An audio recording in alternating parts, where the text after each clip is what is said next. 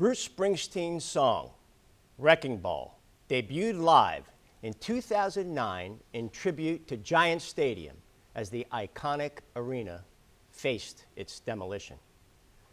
When the Wrecking Ball album containing the song was released 2 years later, the pain of the Great Recession gripped much of the globe.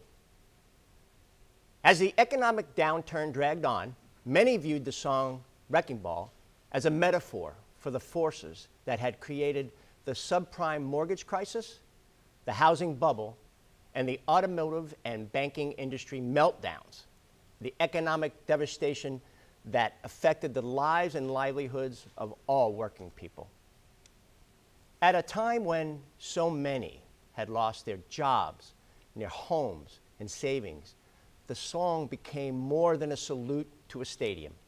It became an anthem about showing courage in the face of crisis. Come on, take your best shot. Let me see what you got. Bring on your wrecking ball. In many ways, the COVID-19 pandemic has swung like a wrecking ball, leveling its weight at us personally, as a profession, and as an industry. Airline pilots have suffered severe hardships. We've lost loved ones, friends, and colleagues to the virus, and we've withstood employment status changes, early separations, and our jobs disappearing. Look, the anger is real. The fear is palpable. I know it. I feel it too, and so do my fellow national officers. But airline pilots recognize that the solution does not lie in anger. In fact, giving into anger only becomes a distraction that holds us back. The answer lies in finding the strength to forge ahead and get to the other side. To find that strength, we are doing what ALPA pilots have always done. We are standing together and relying on each other. Now, I realize that what I'm telling you right now is something that you already know. And I recognize this is true because I've witnessed ALPA pilots working in solidarity during this pandemic like never before in the history of our union. You've banded together to give the strongest support possible to our industry, our airlines, and each other. From the pandemic's onset, we knew that overcoming its consequences would require the effort not of a few, but of all our members. We would not need just one, but every pilot group. And you know what? You met the moment. Across this union and far beyond, ALPA pilots have acted as the dominant example of unity. Been very proud to witness this. We've upheld our 8 decades-long commitment to stick together, no matter how difficult the times. Come on, take your best shot. Let me see what you got. Bring on your wrecking ball. Take, for example, ALPA's fight to preserve jobs, prevent furloughs, and stabilize our economies during this pandemic. Together, we've created a 3-pronged approach that includes lobbying U.S. and Canadian governments for economic aid that directly benefits airline workers, negotiating agreements with management to protect jobs and position pilots for recovery, encouraging the flying public to take to the skies once again. Each of you, every one of you, has been a part of our union's efforts. In the United States, it's important to pause for a moment to recall the incredible, and I would argue historic, results of ALPA's pilots' unity back in April when the U.S. Congress passed and the President signed into law a $61 billion economic stabilization package for the United States airline industry. Unlike following 9/11, the 2020 government relief legislation that provided a 6-month economic lifeline for our industry contained strong worker protections. We didn't have that back after 9/11. Labor protections that this union, each of you, fought like hell to include. The airlines that received federal aid would require to meet pro-worker, pro-pilot partisan conditions. The result saved jobs and kept aviation workers connected with health insurance, while prohibiting stock buybacks and limiting executive bonuses. Equally important, the CARES Act payroll support program, known as the PSP, gave us a 6-month period to get ready to respond to the growing economic downturn. We prepared as individuals, as pilot groups through agreements with our companies, and as a union in amassing and focusing our resources for the tough times that we knew were coming. Since then, the PSP has become a proven job-saving program, perhaps the most effective in all of history, in aviation history. In response, ALPA's National Officer Team, MEC and LEC leaders, committee representatives, our line pilots, and staff have called on Congress and the White House to extend the PSP until March 31st of 2021. Our union members have worked as one to send more than, ready, 320,000 letters and emails. 320,000. It's the most ever. Posted more than 130,000 tweets, and make more than 2,000 calls to lawmakers, all demanding that U.S. government leaders get behind the airline industry and its workers. So, if you sent a letter, tweeted a message, or made a call, and I hope you all did, I thank you sincerely. You are the reason why ALPA is the dominant example of unity for the labor movement. And it is because of you that ALPA has earned the respect and forged the relationships that bring workers together far beyond our own union ranks. By helping lead all aviation workers in speaking with one voice, ALPA members are successfully building solidarity across our entire industry and across the globe. For example, in September, we signed a labor union letter along with the Association of Flight Attendants, CWA, the Communication Workers of America, the International Association of Machinists and Aerospace Workers, and the Transportation Workers Union of America, that was sent to all U.S. senators from both parties, yes, both parties, asking for a PSP extension. In a joint opinion piece, Sarah Nelson, Association of Flight Attendants, CWA President, and I communicated a single pro-aviation worker message that was published by The Hill, a key news source that is read by many members of Congress and their staff. ALPA and AFA also worked together on a Facebook Live town hall that harnessed social media to make clear the value of PSP to pilots and flight attendants. In these ways, and many others, ALPA has teamed with other aviation labor unions and helped galvanize aviation workers to act as one. Working with our labor allies, ALPA has helped lead a multi-union effort to secure meetings with top influencers, create high-level visibility for our message among decision makers, and connect with members of Congress from both sides of the political aisle. As a member of the AFL-CIO Executive Council, for example, I joined a multi-union call with Senate Minority Leader Chuck Schumer and followed up with many personal calls to him with conversations to underscore ALPA's call to extend the PSP. I've also had numerous conversations with House Speaker Nancy Pelosi, members of the Trump administration, Senate Commerce Committee Chairman, our friend Roger Wicker, and our dear friend, the House Transportation and Infrastructure Committee Chairman, Peter DeFazio. ALPA also joined a Transportation Trades Department AFL-CIO coalition letter sent to Senate Majority Leader Mitch McConnell, Senate Minority Leader Chuck Schumer, House Speaker Pelosi, and House Minority Leader Kevin McCarthy.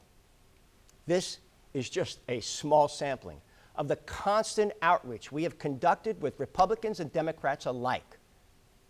I hope it's clear that ALPA's position is centered without distraction on advancing the pilot partisan agenda developed by this board, developed by you, and that our union works with all political parties to achieve the goals this governing body has set out in ALPA's strategic plan.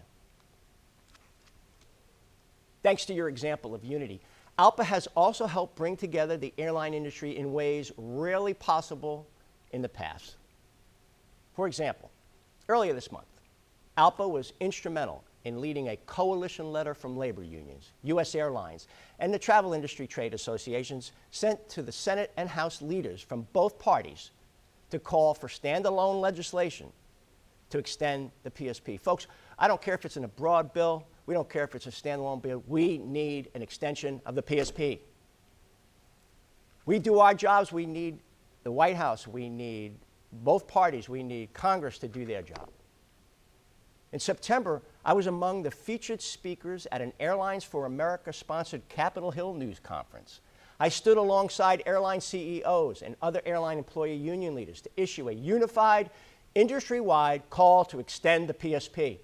The National Press Corps took notice of our industry's unity, and the event attracted strong media attention and turnout. It's not often that you see a group of CEOs standing together with RAA, with A4A, all the CEOs together. It was sending a strong message. Our union has also come together to tell our story and demonstrate our unity on social media. Our Take Action to Save Our Jobs video included quotes from ALPA members who fly for Delta, ExpressJet, Hawaiian, and United. It illustrates the real stakes for airline workers if the government falls short, and they have been falling short, in providing economic relief for our industry. Your engagement on ALPA's YouTube, Facebook, Twitter, and Instagram channels has been nothing short of phenomenal.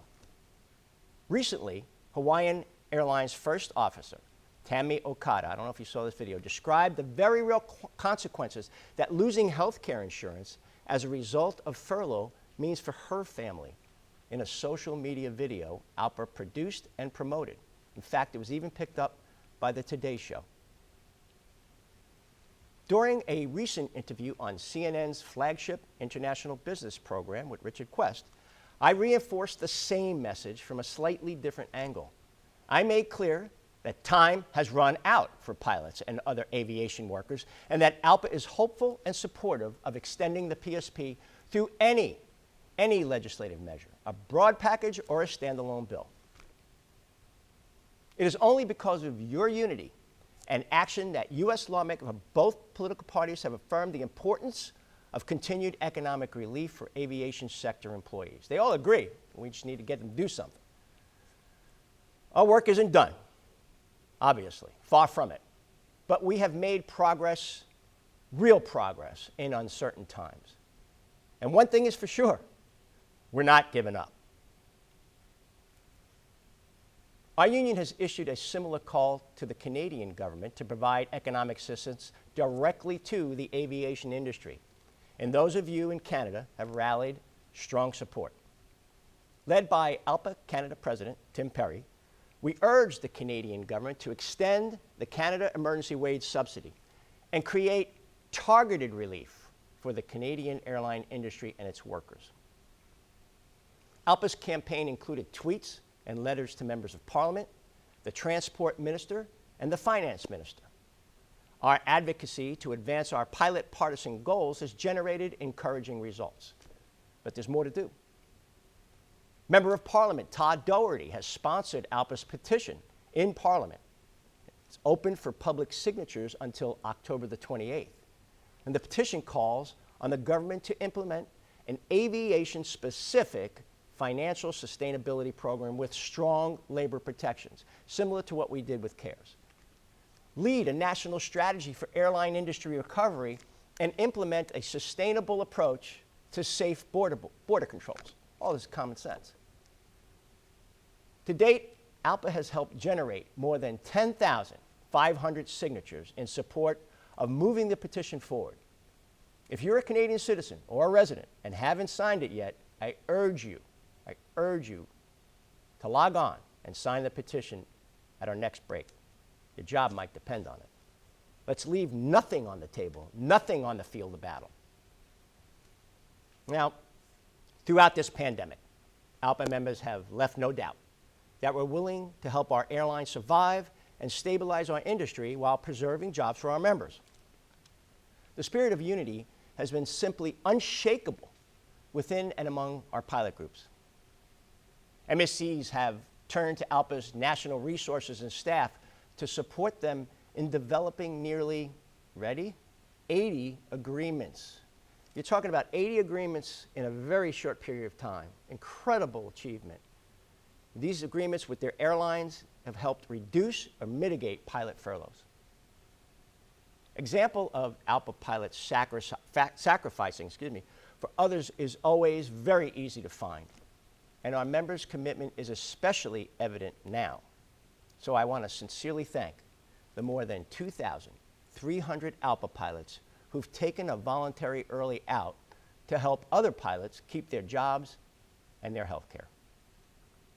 As we recognized in this month's issue of Airline Pilot and in videos you'll have the chance to see during this meeting, each pilot who has taken an early out has made a commitment to unity that goes far beyond words. They have put their commitment into action, and it is deeply, deeply appreciated. And I know that in addition to voluntary early outs, pilot groups have also chosen to reduce hours and pursue other avenues to protect their pilots' financial security, their health care, and their jobs.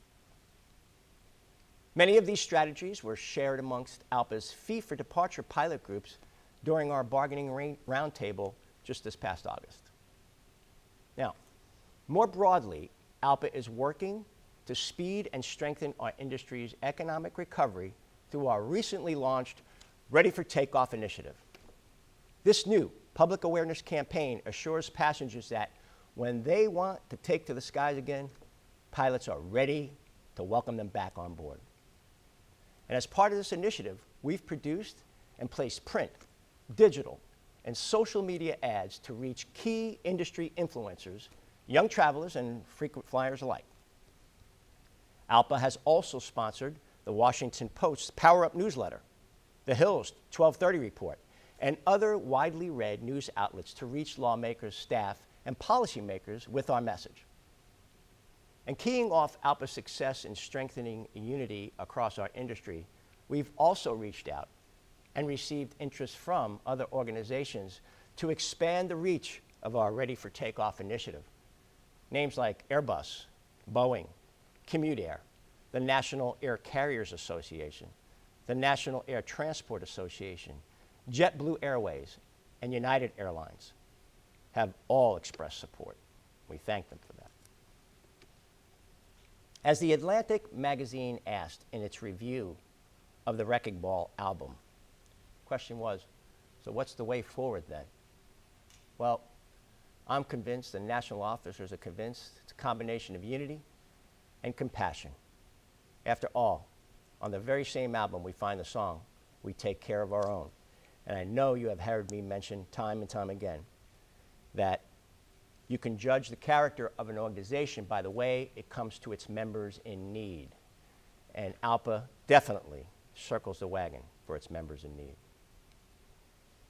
Now, if you've read Airline Pilot, scanned a recent edition of Fast Read, followed us on Twitter, signed up on our app, or visited our website, it is virtually impossible not to notice the range of resources we've gathered to support our members who are facing furlough or layoff. From our national officer team and pilot committees right through to our professional staff, this union is concentrating everything we have on supporting our members who are facing employment uncertainty or job loss. It may be because of an individual move to a furlough or layoff status, or an airline shutdown like ExpressJet, which closed its doors on September the 30th. But regardless of the reason, our union is here for you. Through ALPA's Furlough Pilot Support Program, our members have access to a full range of financial, professional, and employment resources to help navigate the days ahead and stay connected. And folks, in times of crisis, staying connected is about as important as it gets. take care of one another. We've got to continue to do that. Now, Captain Couette will have much more in his report. Now, as we all know, this pandemic has affected virtually every aspect of air transportation and the airline piloting profession. Our union's pilot staff team is staying on top of every detail in areas such as airline compliance with government public health guidelines, aircraft cleaning and sanitation protocols, and professional certification and training. Since the onset of the pandemic, ALPA has pushed for government mandates to protect pilot and public health during air travel. And despite disagreement among regulators and the airlines over responsibility for mandating face masks, disinfection, personal protective equipment, contact tracing, and notification, ALPA has been consistent in calling for a government mandate. Working with the Data Action Reports, or DART reports, information provided by members like you, we've reached out to the FAA and the Department of Transportation to help the regulators focus on those airlines that lack compliance with CDC guidelines. Based on the updated DART data, we can infer that aircraft are now cleaner and protocols have improved significantly despite the lack of a mandate. In response, an Rtca special committee was formed and charged with reviewing methodologies for cleaning and sanitizing aircraft cabins and flight decks. And I don't know if you're familiar with the Rtca, or the Radio Technical Commission for Aeronautics. It's a nonprofit that's gathered together, creates all the standardized procedures, minimum operational performance standards of everything that goes in your airplane, all right? And just as a note, the president of that organization is a former ALPA pilot, Terry McVenis, and he's doing an incredible job, and we'll see him a little later on today. So, I know that these issues and others related to long-haul layovers in country have been particularly serious for our members who fly cargo. I remember, flying in and out of Wuhan and Guangzhou. Well, we've been working diligently to create solutions to keep all our pilots safe and healthy. And we've made strong improvements in that area. Now, ALPA is not letting up on our call for a government mandate, but our consistent advocacy has resulted in healthier, safe work environments, as well as formation of the Rtca working group. And we are hopeful that stronger protocols will soon be in place, and First Vice President Captain Fox will have more details in his report coming up. Now, in this era of constantly evolving policies and procedures, we're also making sure members are informed about the latest development in areas including FAA medical certification exemption, training and currency exemptions, oxygen mask requirements, known crew member eligibility and reinstatement, U.S. passport renewal for flight crews, and FFDO training. Even in the midst of this pandemic, our dedicated pilot staff team has not let up in advancing our members' goals as reflected in our union's strategic plan, the one you'll be working on today. As Captain Genovese will report, thanks to the fiscal discipline each of you has helped our union maintain, we are pushing forward from a position of financial stability. This is that rainy day, this is that black swan, and we are prepared. Now, let me just give you a few examples of our strategic plan-based efforts. The other national officers will have more in their reports. Now, earlier this month, our union leaders met with TSA Administrator Admiral David Pekowski to discuss how the industry is responding to the pandemic. We took the opportunity to update the administrator on ALPA's current positions and goals regarding KCM, passenger temperature screening, the FFDO program, and the all-important all-cargo screening. Our union's pilot peer support program has never been more important. I mean, think of the timing when we brought this on. Who knew, right? It's a crucial way that we take care of our own here at ALPA by offering assistance to those members whose pilot groups don't have individual programs, the gold standard programs. The PPS helps ensure that every airline pilot, regardless of the size of the MEC, has a place to find confidential support when it's most helpful. We're continuing to expand the program and its cadre of volunteers. For example, earlier this month, the PPS group conducted 3 days of training with the Delta Furlough Support Team. Folks, if you want to help your fellow pilots, this is a really great way to volunteer, so I encourage you to do so. In other safety efforts, I've represented our pilots at the Next Gen Advisory Committee meetings to raise concerns about aircraft equipage or lack thereof and capabilities, as well as plans to utilize RNAV instrument approaches while parallel runway operations are in effect. And I represented our pilots at the recent Drone Advisory Committee meeting, providing a progress report on the ALPA conceived Drone Safety Culture Subcommittee. You know, we learned a lot over the years, and now we're trying to share that knowledge with the UAS community. I presented a list of 6 safety tenets that will serve as the guiding principles in the development of a safety culture within the UAS community. At the same time as we're fighting to protect jobs and drive the global economic recovery today, we're also looking forward to building a stronger industry and profession for tomorrow. Yes, with all this pain, I do believe there will be opportunities, and we need to be aware of that. We need to keep our vision broad. The ALPA's President Committee for Diversity and Inclusion, under the leadership of First Officer Camila Rtca, has developed a comprehensive strategic plan for cultivating and promoting a diverse, inclusive culture that champions dignity and respect. The committee has recently developed a communications plan that you'll see, and will begin building a website and other outreach tools. So during this pandemic, the unity demonstrated across the airline industry is very familiar to ALPA members.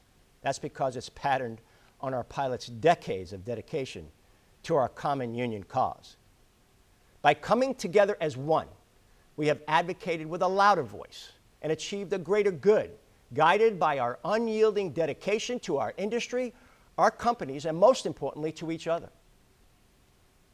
While these times are tough, very tough, I say to the forces against us, come on, take your best shot. Let me see what you got. I know what ALPA's got, and that's each of you and the unity that binds us all together as union pilots. Thank you for your attention this morning.